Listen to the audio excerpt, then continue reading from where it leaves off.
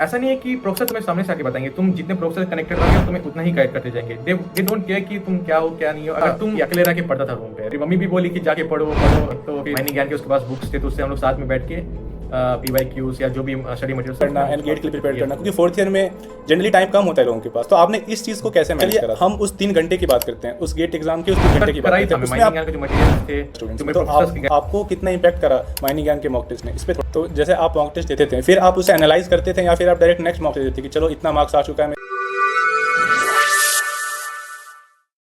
Welcome back to our YouTube channel mining Gyan. मैं आयुष कुमार आपके अपने इस चैनल माइनिंग ज्ञान में आपका स्वागत करता हूं। आज आपके और हमारे बीच उपस्थित हैं वीर प्रकाश जी, जो कि IIT BHU के स्टूडेंट हैं। वीर प्रकाश जी का गेट माइनिंग इंजीनियरिंग 2026 में ऑल इंडिया रैंक 36 आया है, जो कि एक बहुत ही बड़ी अचीवमेंट। आज इस वीडियो के माध्यम से हम वीर प्रकाश जी के माइंडसेट के बारे में और उनकी प्रिपरेशन जर्नी के बारे में जानेंगे कि कैसे उन्होंने ये मुकाम हासिल किया, कैसे उन्होंने ऑल इंडिया रैंक 36 अचीव किया है। तो चलिए शुरू करते हैं। तो वीर प्रकाश जी, आपका माइनिंग ज्ञान के इस पॉडकास्ट सीरीज़ में बहुत ही बहुत स्वागत है। सबसे पहले तो कॉन्ग्रेचुलेशंस कि आपने all India rank 36 mining engineering 2026 के गेट पेपर में अचीव किया है। Thank you so much sir. It's a privilege कि मैं इस प्लेटफॉर्म पे आया, अपना जर्नी शेयर करूँगा एंड जो जूनियर्स है उनको मोटिवेट करके शायद एक बात दिखाने की कोशिश करूँगा। सबसे पहले वीर प्रकाश जी, आप अपने बारे में हमारे व्यूअर्स को थोड़ा बताइए। आप कहाँ से हैं, आपकी स्कूलिंग कैसी रही और आपका कॉलेज कैसा है, आप किस कॉलेज से हो, सब कुछ कैसा चल रहा है, एक बार आप हमारे व्यूअर्स को बताइए। Okay, so as you know मेरा नाम बदावत वीरा प्रकाश है। मैं अभी फाइनल ईयर स्टूडेंट हूँ in the department of mining engineering from IIT BHU Varanasi. And coming to my schooling, मैं केंद्रीय विद्यालय बचेली छत्तीसगढ़ से मैं अपनी 10th क्लास की पढ़ाई पूरी किया हूँ। And for my intermediate I went to Hyderabad Telangana, जहाँ मैं नारायणा जूनियर कॉलेज हैदराबाद से अपना इंटरमीडिएट स्टडीज़ कंप्लीट किया हूँ। And coming back to my family background, तो मेरे पापा खुद NMDC में as a GO in mechanical work कर रहे हैं। एंड बस ऐसा ही कुछ है नहीं, उतना कुछ इंट्रोडक्शन के लिए। कैंपस मतलब वही IIT BHU वाराणसी, एंड अभी रिसेंटली मेरा प्लेसमेंट भी हुआ है सो वेदांता इंडस्ट्रीज़ में, तो उसके लिए भी अच्छा लग रहा है वही है। तो वीर प्रकाश जी, जैसा आपने बताया कि आपके पापा NMDC में हैं, तो कहीं वो तो एक मोटिवेशन नहीं है माइनिंग इंडस्ट्री में आने के लिए आपका? हाँ श्योर, मेरा प्राइम मोटिवेशन, माई अपमोस्ट मोटिवेशन मेरे फादर ही हैं, क्योंकि एज सच मेरे को माइनिंग इंडस्ट्री में इंटरेस्ट था नहीं पहले में। मेरे को जब अपना JEE एडवांस होता है तो मेरे को मेटलर्जी का भी ऑप्शंस था, मेटलर्जी। तो पापा बोले कि माइनिंग का जो इंडस्ट्री है वो भी एज अ बूम इंडस्ट्री है, तो तुम उसको एक्सप्लोर कर सकते हो। फिर उसके बारे में थोड़ा बहुत रिसर्च किया and finally I made decision कि I will go in the mining field only, कि उसमें थोड़ा इंटरेस्ट और ज़्यादा आया compare to metallurgy and all that. समझ सकते हैं, क्योंकि बहुत सारे ऐसे कैंडिडेट्स होते हैं जिनका फैमिली बैकग्राउंड माइनिंग से रिलेटेड होता है, तो वो भी एक इंटरेस्ट हो जाता है कि हाँ मुझे भी माइनिंग इंडस्ट्री में आना चाहिए या मुझे भी माइनिंग में कुछ अच्छा करना चाहिए। तो आपका भी कुछ ऐसा ही है, बहुत अच्छी बात है। तो चलिए आगे बढ़ते हैं इस पॉडकास्ट सीरीज़ में। सबसे पहले मैं आपसे ये पूछना चाहूँगा कि जैसा आपने बताया कि आप IIT BHU के स्टूडेंट हैं, आप IIT BHU के फाइनल ईयर में हो, तो IIT BHU के बारे में थोड़ा सा बताइए और वहाँ जो प्रोफेसर्स हैं उनके बारे में थोड़ा सा बताइए, व्यूअर्स को हमारा जानना है ये। मैं अपना लाइफ का बेस्ट डिसीजन मानना चाहूँगा कि मैं IIT BHU जैसे कॉलेज में आया हूँ। It gave me almost everything जो मैं डिज़ायर कर सकता था। And my professors, they are the best I could ever learn with. मतलब हर एक प्रोफेसर मेरे को गाइड किया है। ऐसा नहीं है कि प्रोफेसर तुम्हें सामने से आके बताएंगे, तुम जितने प्रोफेसर कनेक्टेड रहोगे वो तुम्हें उतना ही गाइड करते जाएंगे। दे डोंट केयर कि तुम क्या हो क्या नहीं हो। अगर तुम अपने आप से एफर्ट दिखा रहे हो प्रोफेसर को कि समय का माइनिंग में वो है, तो उनसे बेस्ट गाइडेंस आपको मिल नहीं सकता। एंड एज एवरीवन नो कि IIT से अच्छा प्रोफेसर तो तुम्हें और कहीं शायद ही मिले, वैसा है। तो I got the best guidance with the best professors of India. बहुत अच्छी बात है वीरा जी। हाँ, चलिए हम लोग अपने नेक्स्ट क्वेश्चन की तरफ बढ़ते हैं। तो सबसे पहले हमारे व्यूअर्स और मैं खुद ये जानना चाहूँगा कि आपने प्रिपरेशन कैसे करी थी गेट 2026 के लिए? सेल्फ स्टडी थी या फिर कोचिंग थी या फिर इंटीग्रेटेड था? So it's a funny and a long story. तो ऐसा मेरे को पहले गेट पे इंटरेस्ट नहीं था। फिर फिर जैसे मेरा वेदांता में हुआ तो मैं पापा को बोला कि पापा देखो ऐसा है। फिर मैं पापा बोले कि ओके देन गेट का भी स्टार्ट करो प्रिपरेशन। ऑलमोस्ट 2-3 मंथ्स थे मेरे हाथ में रफली। मैं बोला नहीं पापा, आप वेदांता में ही अच्छा ग्रोथ करूँगा। बोले कि नहीं इट्स ओके कि हो गया, तुम परस्यू पर अपना टेक्निकल नॉलेज तो शो करो। ये नहीं कि तुम्हें कहाँ वर्क करना है, तुम अपना टेक्निकल नॉलेज शो करो, टेक्निकल नॉलेज तुम अपना प्रूव करो। तो देन मेरा एक रूममेट है संतोष बोल के, तो उसका भी इस साल गेट 2026 में उसका रैंक 64 है, ऑल इंडिया रैंक 64 है। तो वो माइनिंग ज्ञान का कोचिंग लिया हुआ था। तो हम दोनों पहले ही मिलके ऐसा 50-50 स्पॉन्सरशिप में हम लोग कोचिंग लिए थे, बट मैं उसको छोड़ चुका था। फिर एट लास्ट आया, ये अकेले रह के पढ़ता था रूम पे, तो मैं भी आ गया इसके पास आफ्टर गेटिंग प्लेस्ड, एंड दोनों साथ में पढ़ना शुरू कर दिए थे। वो था मेरा एज अ प्रिपरेशन, मतलब प्राइम मोटिवेशन मेरे पापा ही थे कि मेरे पापा और मेरी मम्मी भी बोली कि जाके पढ़ो पढ़ो, तो फिर मेरी मम्मी हर बार साल की शुरुआत से बोलती गेट का तैयारी करो, ऐसा ये था। बहुत अच्छी बात है। तो जैसा कि आपने बताया कि आपका एक रूममेट भी है संतोष, तो उसका क्या इम्पैक्ट रहा आपके जर्नी, आपकी प्रिपरेशन में, इसको थोड़ा सा एलिबोरेट करिए। देखो, जैसे पेरेंट्स तो मोटिवेट करते ही हैं, बट साथ नहीं रहते, तो हम उनसे थोड़ा चीट कर सकते हैं। बट दोस्त साथ में जब रहता है जो एक्चुअली मोटिवेटेड है गेट के लिए, तो वो ऐसा अपन को पुश करता है कि तुम भी तैयारी स्टार्ट करो। तो उसी वो जो पुश मिला मेरे को कॉलेज से, वो मेरा दोस्त अपना गूगल संतोष ही है जो मेरे को एक्चुअल पुश किया कि चलो यार करते हैं, शुरुआत करते हैं। मैं जब भी बोर लगता था या जब भी मैं थोड़ा एग्जॉस्ट फील करता था, वही बोलता था चलो करते, क्वेश्चन सॉल्व करते हैं, नए नए क्वेश्चन ढूंढते हैं। माइनिंग ज्ञान के उसके पास बुक्स थे, तो उससे हम लोग साथ में बैठ के PYQs या जो भी स्टडी मटेरियल था उसमें हम लोग सॉल्व करते थे। ये था हम लोग का। ये तो काफ़ी अच्छी बात है, मीन्स आप और आपके रूममेट ने साथ में प्रिपरेशन करा और दोनों की ऑल रैंक 100 के अंदर आ गई, जो कि बहुत बड़ी अचीवमेंट है। तो ये बहुत अच्छी बात होती है। ठीक है, चलिए आगे बढ़ते हैं। तो जैसा कि आपने बताया कि आपका प्लेसमेंट वेदांता में हो चुका है, तो कितना मुश्किल था वेदांता के लिए प्रिपेयर करना एंड गेट के लिए प्रिपेयर करना, क्योंकि फोर्थ ईयर में जनरली टाइम कम होता है लोगों के पास, तो आपने इस चीज़ को कैसे मैनेज करा था? हाँ, फोर्थ ईयर में आई डू एग्री कि बहुत ज़्यादा प्रेशर रहता है फॉर प्लेसमेंट्स, और इस बार कोई PSUs का कोई नोटिफिकेशन भी नहीं आया था। बट NMDC तो नोटिफिकेशन निकाला था, वी आर होपिंग कि इस साल वो लें। एंड देन फिर वेदांता आया ऑन कैंपस में। फिर मैं ऐसा था कि कुछ भी करके इसमें प्लेसमेंट लेना ही है, वरना फिर एज अ माइनिंग इंजीनियर आप बिना प्लेसमेंट के, आप बिना कोई PSU के जाते तो आपको सर्टिफिकेट्स जो first class second class certificate मिलना बहुत मुश्किल हो जाती है इफ़ यू आर फ्रेशर। तो मैं सोचा कैसे भी करके ऑन कैंपस उठाना है, एंड फॉर्चुनेटली मेरा वेदांता में हो गया था, and I am really happy for that कि अब मैं उसमें भी ऐसा मैं अपना फुल ऑन डेडिकेशन मैं शो करता हूँ कि मैं अपना फुल डेडिकेशन दूंगा उस इंडस्ट्री में। हम्म। तो जैसा कि हमने जाना कि आप पढ़ाई में तो बहुत अच्छे हैं, बहुत स्मार्ट कैंडिडेट हैं, तो आप extra Thank you, sir. Co-curricular activities में भी इन्वॉल्व रहते थे क्या कॉलेज में? हाँ श्योर, मैं इसे ज़रूर एम्फसाइज करना चाहूँगा कि देखो पढ़ाई लिखाई तो है ही है, बट होलसम पर्सनैलिटी डेवलपमेंट के लिए आपको कुछ ना कुछ एक्टिविटीज़ में इनकल्ज रहना ही पड़ता है।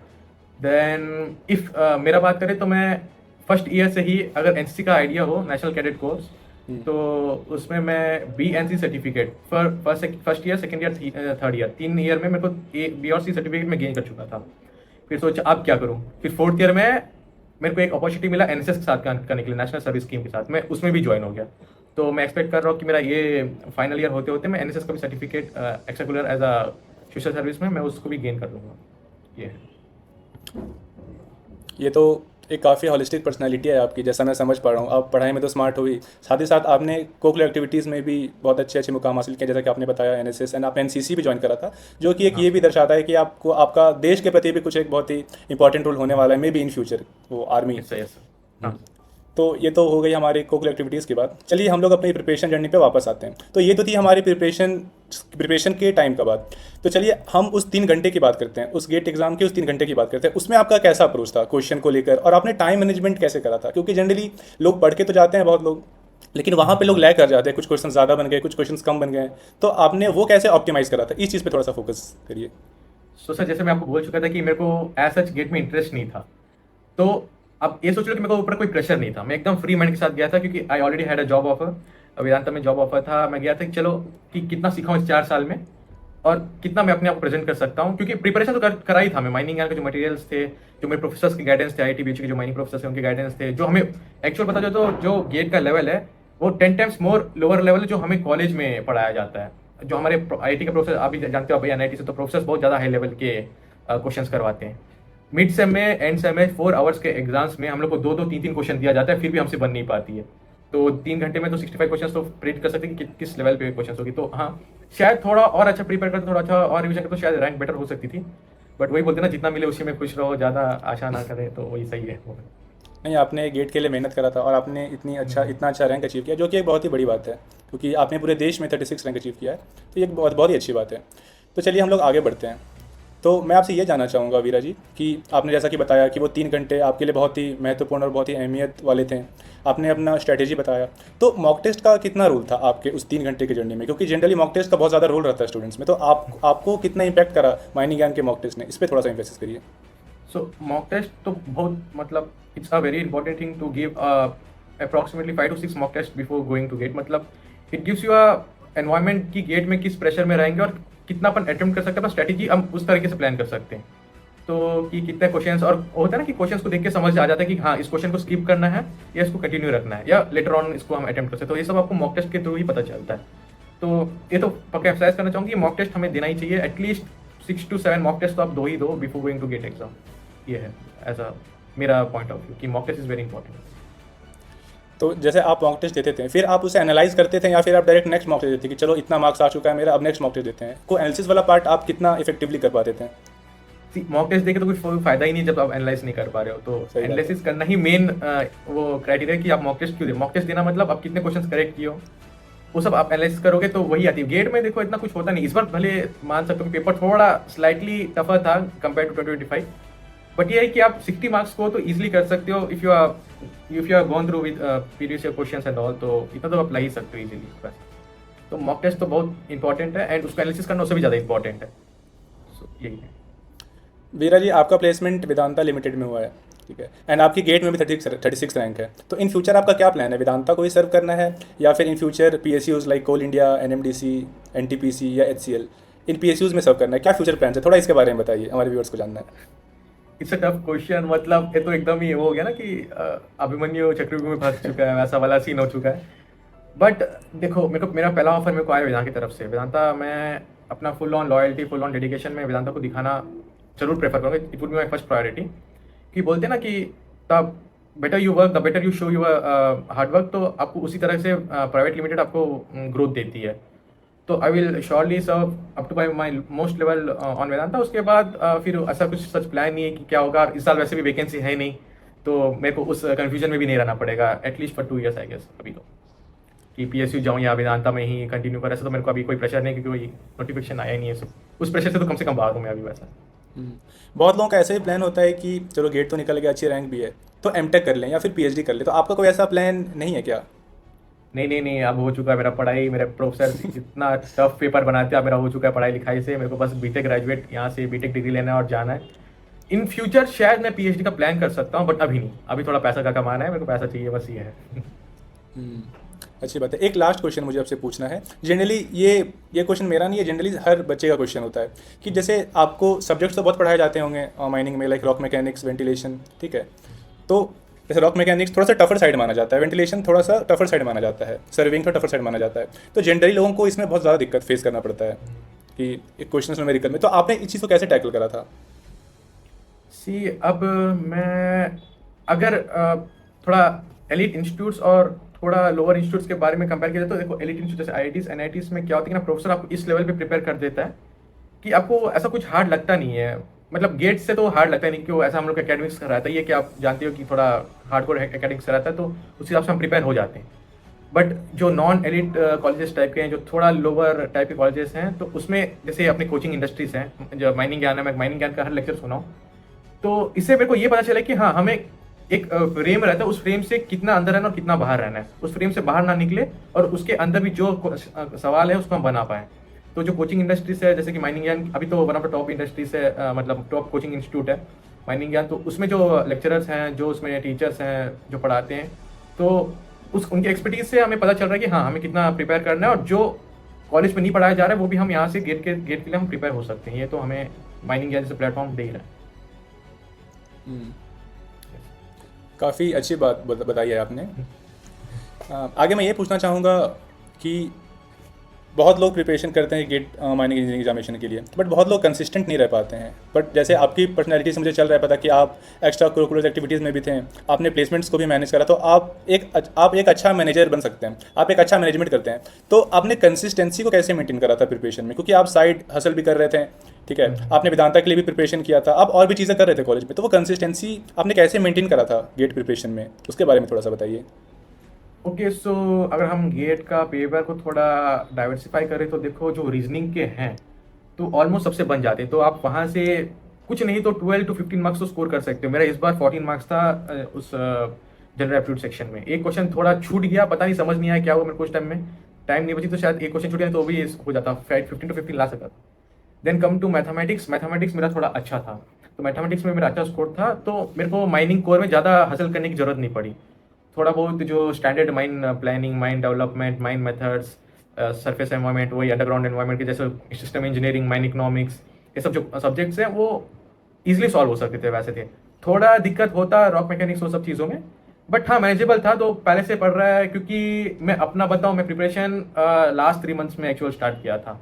बिफोर गेट जब वेदांत का सब चीज़ सॉर्ट हो चुका था, सब चीज़ हो गया था, उसके बाद मैं फुल फ्लेज मैं अपने दोस्त के साथ प्रिपरेशन करना चालू कर दिया था। एंड लेक्चर्स में as a crash course type के लेक्चर्स देख रहा था, क्योंकि फुल लेक्चर्स देखने टाइम नहीं बचा था।